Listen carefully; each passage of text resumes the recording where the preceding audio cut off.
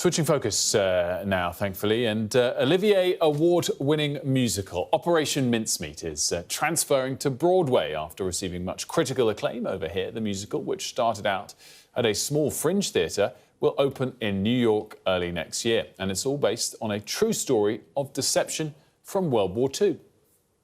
It's a musical so popular that its run in the West End keeps being extended. Operation Mincemeat, which is a musical I want to go and see. The comedy special has had a staggering 64 five-star reviews. That is a big poster. It's a real triumph. I think this will go on to Broadway.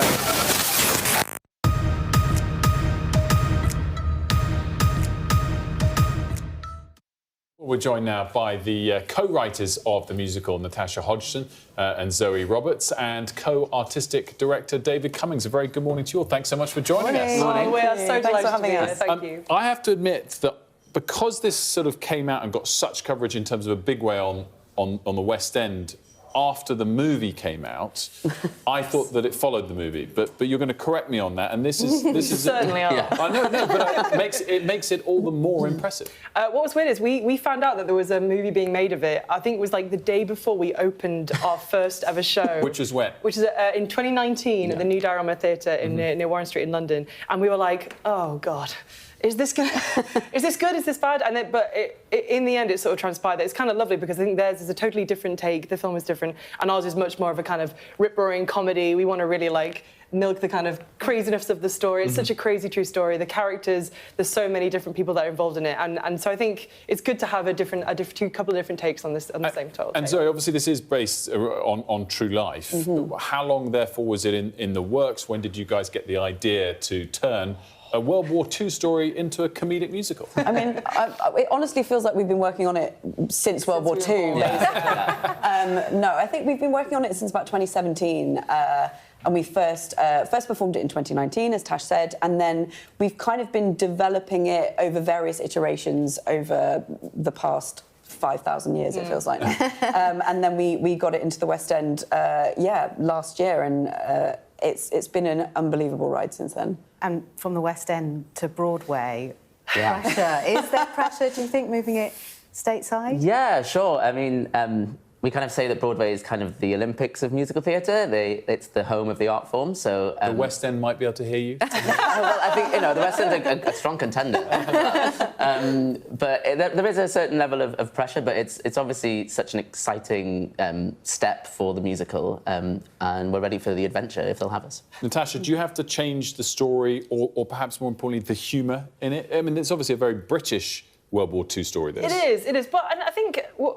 I don't think no. I'm going to still come out strong. I think we're going to let the New York audiences kind of show us what they think of what we've done, and I think because we are quite dynamic, we'll rewrite things on the fly. If we get there and it seems like actually that bit doesn't really land, this or is working really well, we can sort of change it as we go. But I think we really have faith in the show. We've had lots of American audiences come and really love it. And I think the fact that it is so quintessentially British, I think there's something that chimes really nicely for, hopefully for a US audience, that they kind of want to see something slightly different and more British on the stages. But so what do you think is going on with theatregoers in the US? Growth from, I think it's 2% in 2023, now reaching 14%. What's happening at the moment on the scene?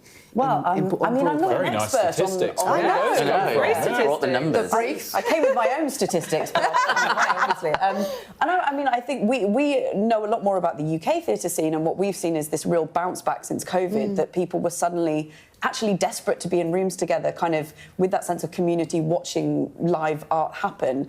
And I think that that's probably what's being reflected in the US, is this kind of, after being kind of frozen as an industry for that period, then you have this kind of boom again of exciting stories and original stories and hopefully joyful stories like ours, that people need that. The world is tough, the world is getting tougher, and actually getting in a room together and laughing with a few hundred people, as simple as it sounds, is really cathartic. They want to laugh, they want to cry, we really wanted to make a show that let people do both of those things. And David, it's going to be on in both places still, or? Yeah, so the show's still on at the Fortune Theatre in the West End, and then from February 15th it'll be on at the John Golden in New York, so there'll be two versions of the show at the same time, happening 5 hours apart. If you get the red eye, you can probably catch both 2 days. Well, that would be an expensive day out. The tickets are not cheap.